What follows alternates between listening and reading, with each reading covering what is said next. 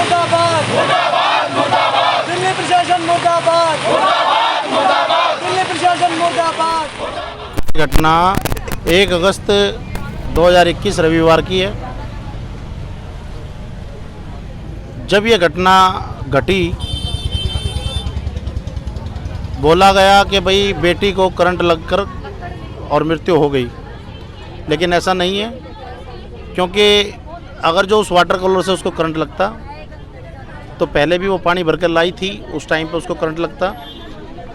और शुरू से ही दिल्ली पुलिस की भूमिका इसमें बड़ी चिंताजनक रही है।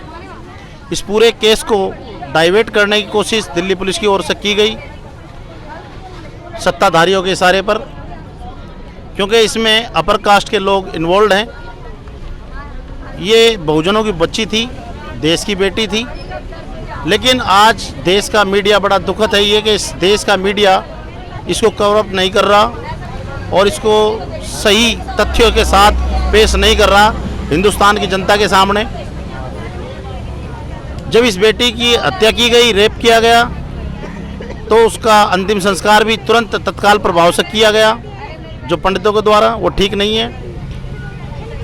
आज सर्व समाज इसमें इकट्ठा होकर के आवाज़ उठाना चाह रहा है और आवाज़ उठा भी रहा है। हमारे बहुत से साथियों को यहाँ पर आने से रोका जा रहा है और कुल मिलाकर के इस देश के अंदर इस तरह की घटनाएं जो हो रही हैं, हम सरकार से मांग करते हैं कि इस तरह की कोई भी घटना आगे ना घटे।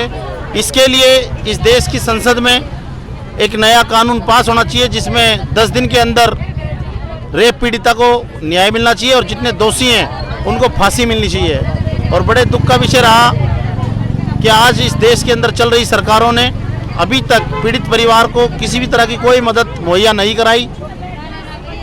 जिस तरह निर्भया केस के अंदर पीड़ित परिवार को तुरंत सभी तरह की सुविधाएं उपलब्ध कराई गई थी, हम चाहते हैं कि उसी तरह की सुविधाएं इस परिवार को भी उपलब्ध कराई जाएं और इस देश का कानून जो है उसके अंदर संशोधन कर कोई ऐसा कानून बनाया जाए जिससे कि बेटी को 10 दिन के अंदर इंसाफ मिले